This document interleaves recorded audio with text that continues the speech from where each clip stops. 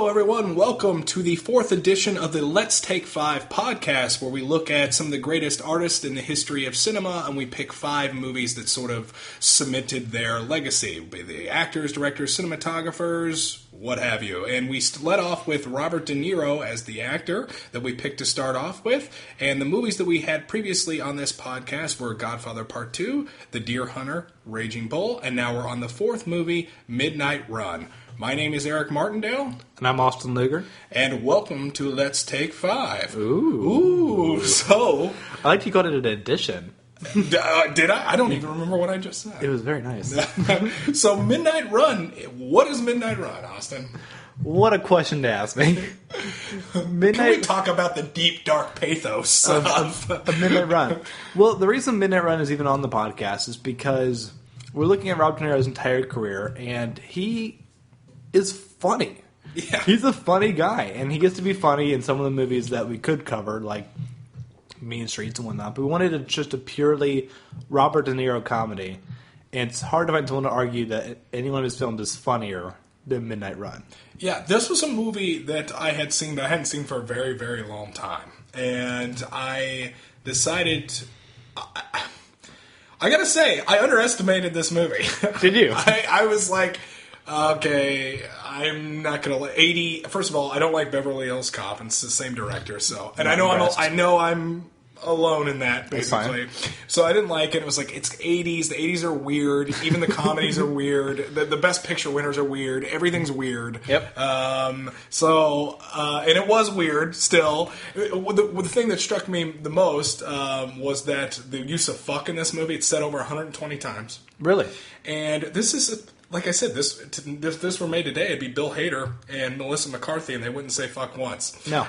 But I underestimated the movie, and I was shut up a little bit. This is a really fun movie. This is a delightful film, and let's say what it's about, because I think unlike the last 3, people might not have seen Midnight Run. Yeah. This is about... I need the names right. Yeah, go ahead. Yeah, because the names are great. Robert De Niro plays Jack Walsh, who is... a bounty hunter, and he is brought in to do one of the biggest gets of his entire career, which is the Duke, which is this accountant who stole $15 million from the mob, and he only has a few days to get him, and he thinks he could just do it in an easy midnight run. Yeah. So, because he's an accountant. Because he'll be a pushover, right? Yeah.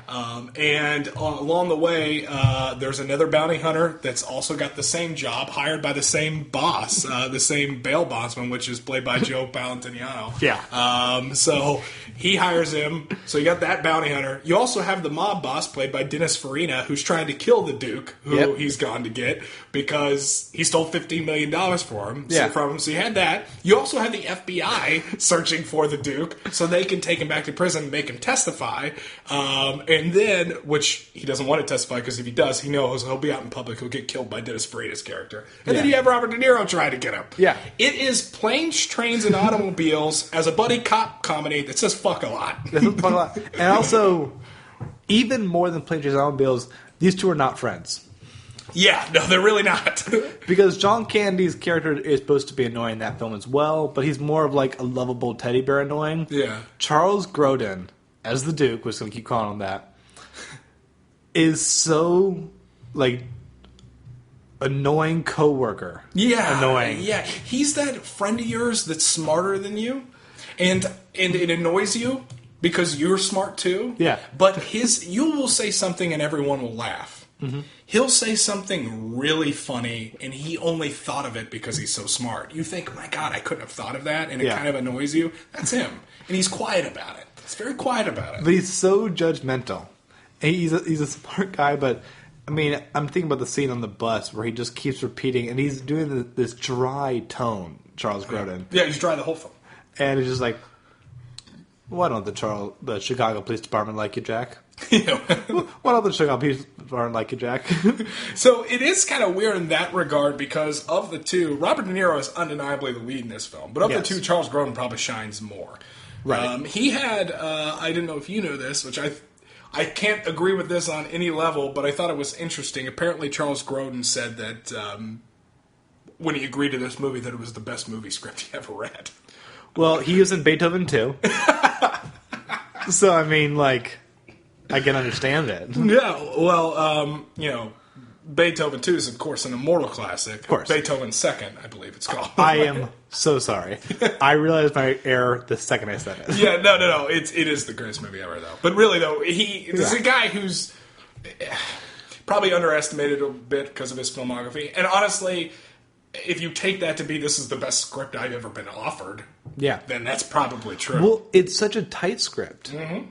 It really is. Like, I remember rewatching, like, oh man, 2 hours. Is this really a... I couldn't believe it was 2 hours long. I was like, my God, I cannot... No, that they would make this... It wouldn't be 2 hours today. No. That movie's made today. It's an hour and 20 minutes. But you have so many complications, and the complications so naturally arise and reappear and get worse and get reversed. It's such a really fun movie. Yeah, so it starts out in L.A. Robert De Niro's character goes to get the Duke in New York. Yeah. He ends up trying to get him on the plane. He feigns... He freaks out. It freaks out, acts like he can't fly, which is a lie. They board a train. They end up getting to Chicago, which is where Jack Walsh was formerly employed as a police officer. And then you have some nice character moments between him and his ex-wife, and you find out he's no longer a police officer anymore because he wouldn't take bribes because, guess what? The police in Chicago are corrupt.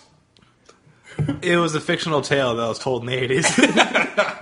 And then it ends up in Las Vegas, but then it's free to care. So literally they end up traveling across the whole country. And some small towns also along the way. Small towns along... Yeah, a lot of that. A lot of that going on. And so I was worried watching this again, because I was the one who kind of pushed for this one as the comedy. I was thinking, like, does Charles Grodin steal the whole film?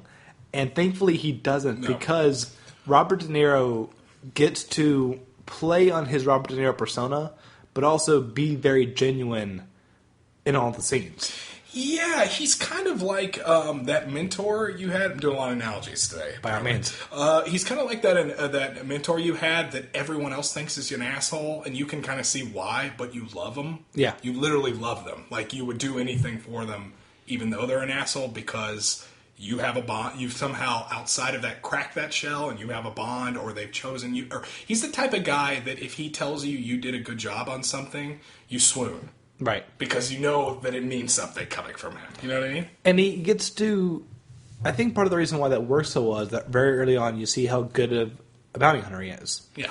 He has kind of an introductory case, which involves you see how well he can pick a lock with his own unique tools.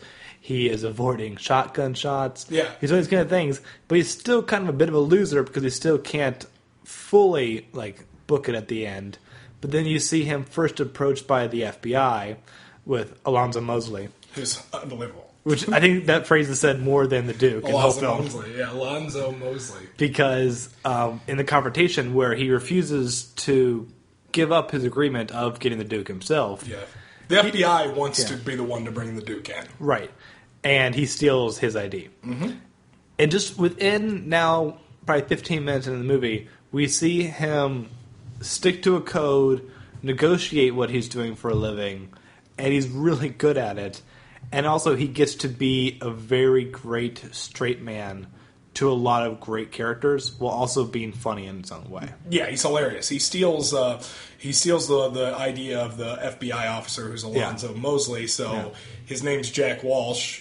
He's referred to as Alonzo Mosley for more of the film than he is Jack Walsh. But another thing that I want to say, it almost works as a parody for, like, action movies, because it is an action movie. It's a comedy movie first, but I mean, there's a helicopter chase scene in this while they're getting shot at. So the violence is always done in a playful way, even when people get killed. But it's like Indiana Jones playful, I guess. Sure. You don't really actually feel the death of every person Indiana Jones kills. You know, this is kind of the same thing here.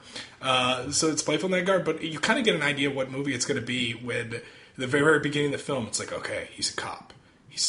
You think he's a cop. Mm-hmm. He's sneaking in. He's going into this case. He's serving some sort of high risk warrant. He's like undercover, and he starts picking the lock. And it's all like really serious. And then he drops his lockpick on the ground. He bends over to pick up the lockpick, and then as he bends over, if he has still been standing up, a shotgun blast comes through the door. Yeah. And it's Indiana Jones type of humor, right? It's the misadventure. Yeah. If he didn't drop his lockpick, he'd be dead. Yeah. Right? But it's hilarious. It's almost like action movie slapstick. Like it is. It's weird. And I think at one point during the chase scene of this character, he tells him just to stop shooting at him. Yeah, that's right. Gosh, it's a really funny movie. It's a very funny movie, and Robert De Niro, you see some of the things that people start to parody of him. Him, scratching, everybody's lips. Yeah, scratching and, them. Squinting his eyes a little bit. He also smokes probably 400 cigarettes over the course of the film. Which there's a wonderful scene where the Duke is telling him that that's not very good for him. It's one of the few moments he just starts laughing at. Yeah. when he's telling you that. Because he gets so exhausted. It's so brilliantly played comedically where it's increasing, but it's not increasing in a very, very cartoonish way. Yeah. But you see him getting more exhausted the more the deadline is becoming clear. Yeah, so he's got to get the Duke back to L.A. within just a couple of days. I think 5 days for the whole thing. 5 days. So there's a time limit on it. Yeah. And he's be able to be so calm and so sarcastic to him because he's confident. Here he is. He's in a first-class plane right to Los Angeles. There's no way this won't go his way. Yeah. So you know what? He's going to order the steak. First class is nice because he's getting a giant paycheck for this. Yeah, he's getting offered $100,000, which, funny, Joe Palantonio offered the other bounty hunter $25,000 for the same exact job. There's a lot of that going on in the film. A lot of people screwing each other over. But because I've said it, I think our first 3 podcasts in a row, okay. I got to say this word again. It's going to be like my Columbo. Well, there was just one more thing. Yeah. I'd be remiss. I would be remiss to not mention that there are actually wonderful, I've said pathos too. Pathos pays off in this film. Great character moments. You see there's empathy and tragedy here amongst some of the characters about... It's already happened. It's sort of a post-mortem. So when they go to Chicago, Robert De Niro visits honestly, by the suggestion, because they're getting closer now, the Duke and Jack Walsh, on the suggestion of the Duke to go visit his family. Yeah. Well, he has to visit his ex-wife anyway because he needs a car. Mm-hmm. And he goes there, and she is now married to sort of the rival police officer that took bribes when he used to be a cop in Chicago. So there are some honest moments between him and his wife, and he sees his daughter, who he hasn't seen in, I believe, 11 years, in that scene. And so it's actually a really touching moment. And then she does give him the keys. He does go to the car. He's pulling out of the driveway, and she runs out because they're out of cash. All the money she saved from babysitting, and she tries to give him all of her allowance that she's made from babysitting, and he won't accept it. He's like, no, I can't take that. And he gets in the car and he drives away. And it's never brought up or talked about again because, honestly, it would be almost, what's the word? It would be trite, almost, to bring it up again. It works so well as that. It's not always a happy ending, right? Like that works in comedies because it gives you a reason to be attached to these characters other than they're funny.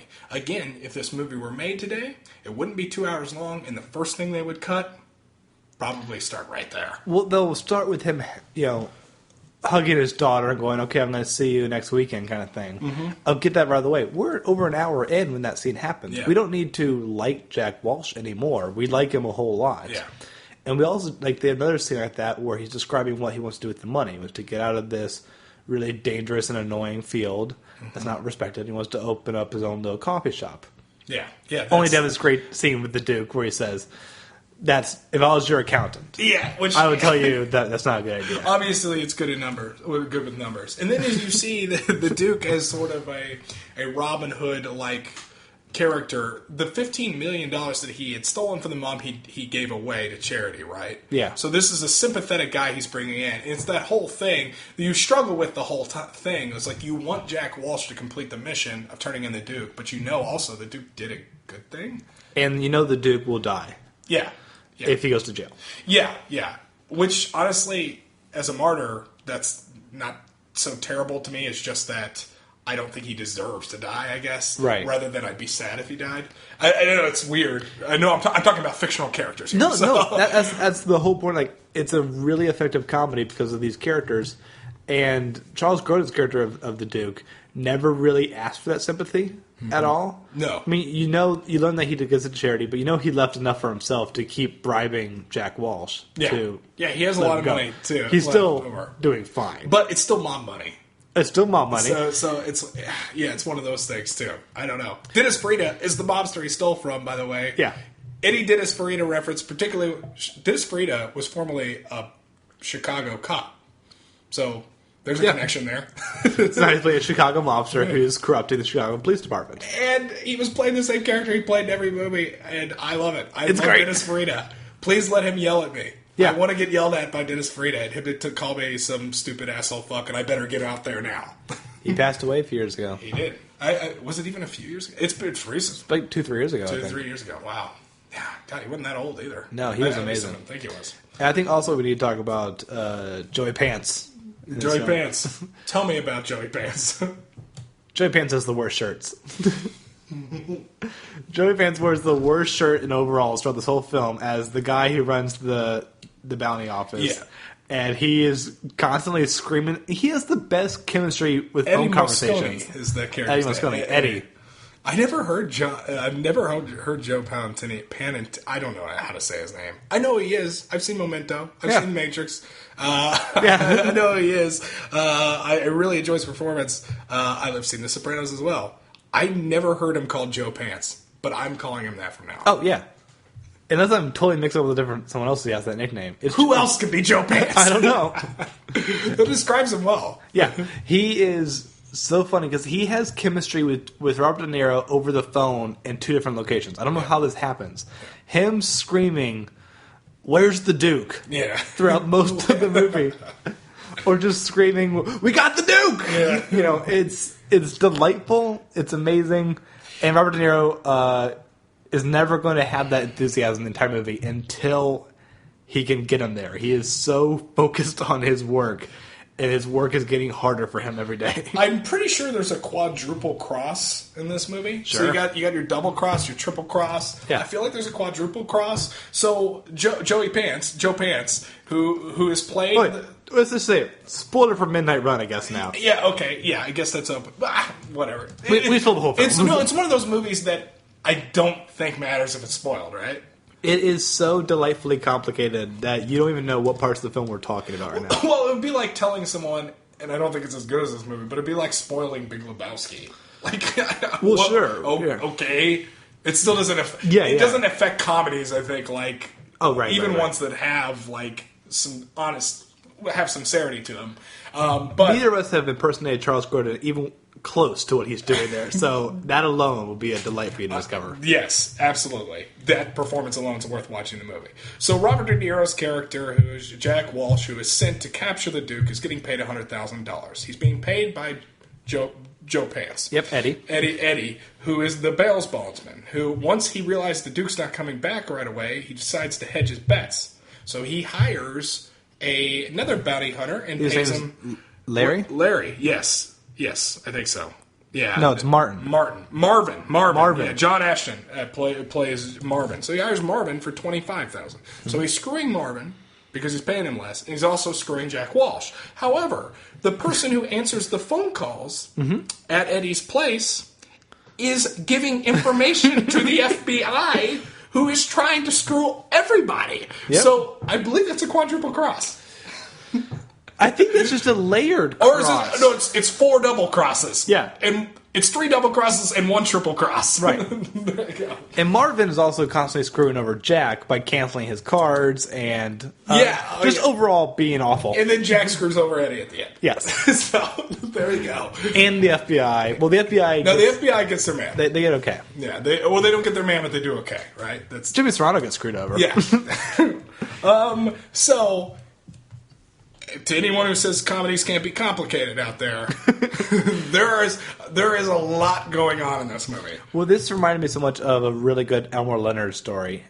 He's had a number of films, including Out of Sight, Jackie Brown is Rum Punch, Get Shorty is his. Mm-hmm. His books are delightful, and he wrote them in a way that really was like, he just keeps getting more and more dumb villains to appear, and let's just see where the plot goes. Yeah. And that is a joy of reading that because you know we're kind of discovering it at the same time as the author. Yeah. This one's a lot more tightly structured, but really has the element of like, if you stop your vehicle, there will be someone dumb and with a gun nearby, and there might be 50 cop cars. I feel like this is the type of script that the screenwriter writes, and there are parts where he's or she's alone in her her place, her mansion, her house, her apartment, her shack. You're so kind of mansion. And she's sitting there typing, and it's 3 a.m. Maybe she's got a beer. She's typing. And she just alone busts out laughing at how ridiculous what she's writing is. She has the serial killer board of how this all connects together and where everybody is. Exactly. So if you imagine like that, like this script being that complicated and then that funny and that weird, it's a weird movie. Holy shit! Like.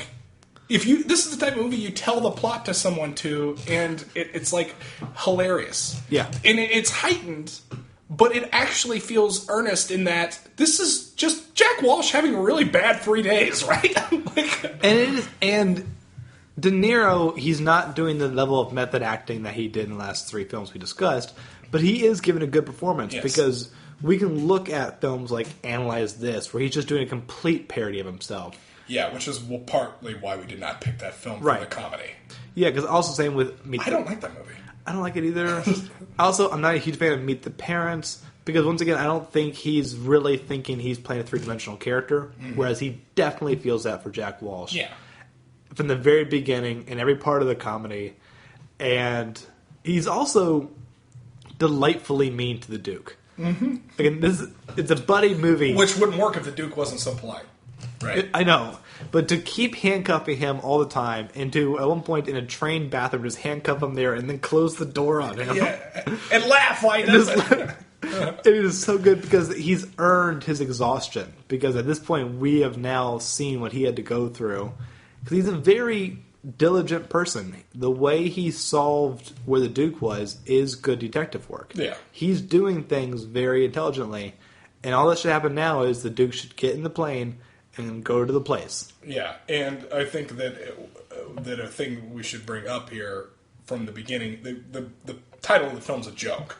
Yeah, it's never going to happen. This was supposed to be a midnight run. He's supposed to just fly from LA to New York, pick up the Duke, and come right back. Yeah. There shouldn't be any struggle doing this. So it shouldn't have been this complicated in general, and at some point, the cat and mouse game they play together, like, they end up liking each other. They do become, like, buddies. They will respect each other. Yes. Yeah. But the reason why I think Robert De Niro's performance works so well in this movie to compare to, like, let's say Analyze This.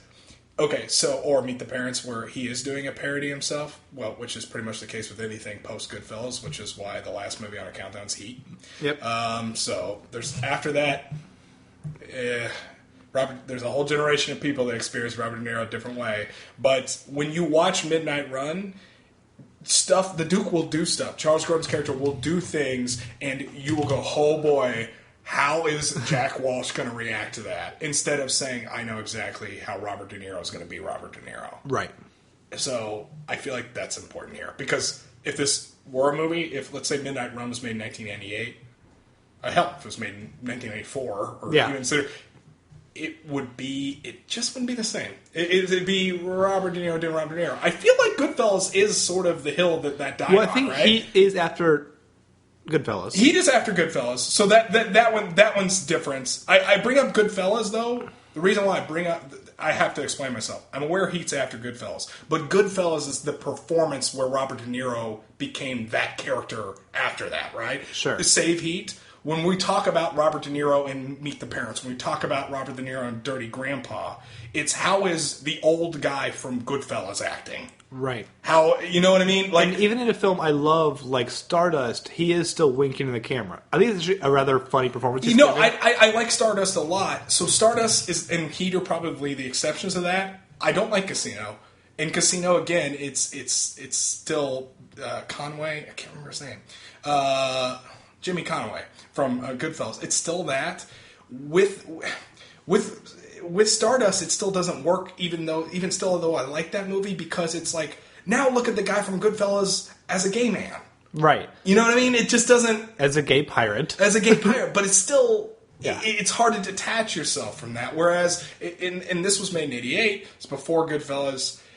I don't know, it just feels more honest. It feels like an actual three-dimensional character, like you mentioned. Whereas I'm going, how is Jack Walsh going to behave, not how is Robert De Niro going to behave. Yeah. You know what I mean? And you're kind of scared of how he's going to behave because he's such an asshole. Yeah. And it's funny. It's really funny. This is a movie that, this is universally across the board, doesn't matter what age you are, your dad loves this film. That is not an insult. That is just a testament to this movie. It is a very dad film. One thing that also I want to mention on this, Danny Elfman does the score. Which surprised both of us. It surprised both of us. So this is 88, and I think that... so this is right around the same time Beetlejuice came out, which is a very different score. Year before Batman. Yeah, and year before Batman, which is that score's like... Danny Elfman had like a...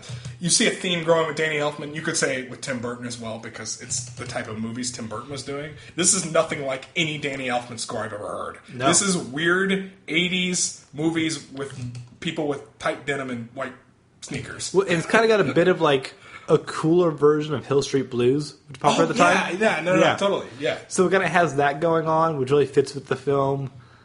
It's awesome. This movie's awesome. Yeah, this is the most... Other than it says fuck, I guess, 120 times. Yeah. This is the most unoffending movie ever. It just tried to be what it was. Yeah. This is this movie. Take it or leave it. It's not going to win many awards. Again, it lost 2 awards. It lost Best Comedy or Musical, and it lost Best Actor in a Comedy or Musical at the Golden Globes. So, which we here at Let's Take 5 don't give any credit to the Golden Globes. Yeah. Although he lost to Tom Hanks in Big, and that's fair. Yeah, he lost to Tom Hanks in Big. And so, yeah, whatever. Also, not only do I not give a shit about Golden Globes, but I don't think they know what I don't think they know what a comedy or a musical is.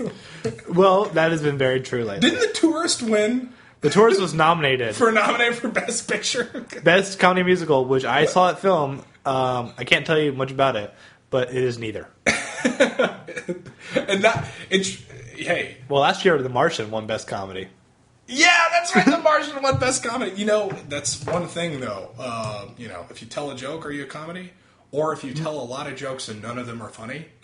If you tell a joke and you're a famous person, you're now in a comedy, the Golden Globes. Midnight Run doesn't tell a joke that isn't funny. No, it has an insanely high percentage. Yeah.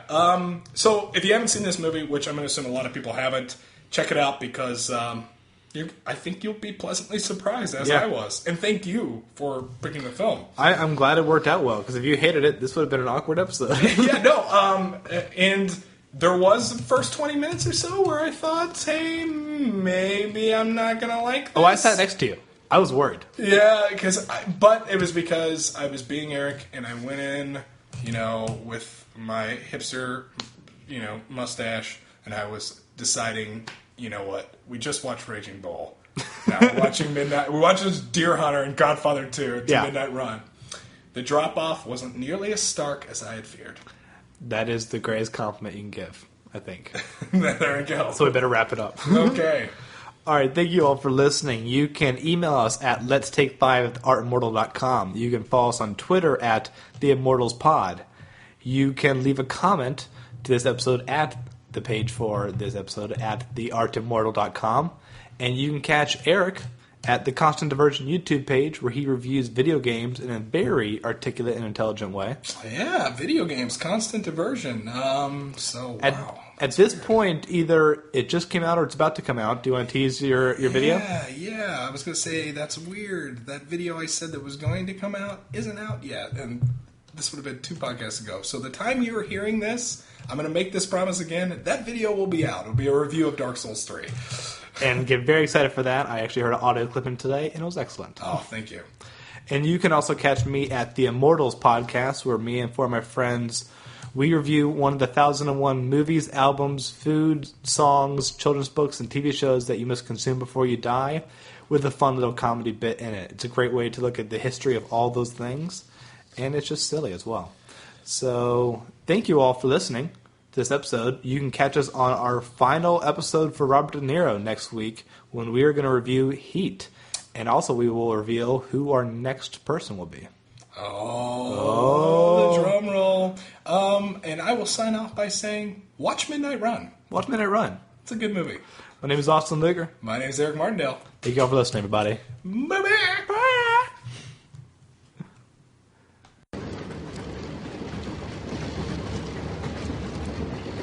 Familiar with the word arteriosclerosis? Cholesterol? You want to outline a complete balanced diet for you. Well, mail it to me from C Block. Why would you eat that? Why? Because it tastes good. But it's not good for you. I'm aware of it. Well, why would you do something that you know that's not good for you? Because I don't think about it. Well, that's living in denial. Living in denial? Yeah. I'm aware of that. So you're aware of all your behavior, yet you continue to do things that aren't good for you. That sounds sort of foolish, don't you think so, Jack? No. Stealing $15 million from Jimmy Serrano sounds foolish.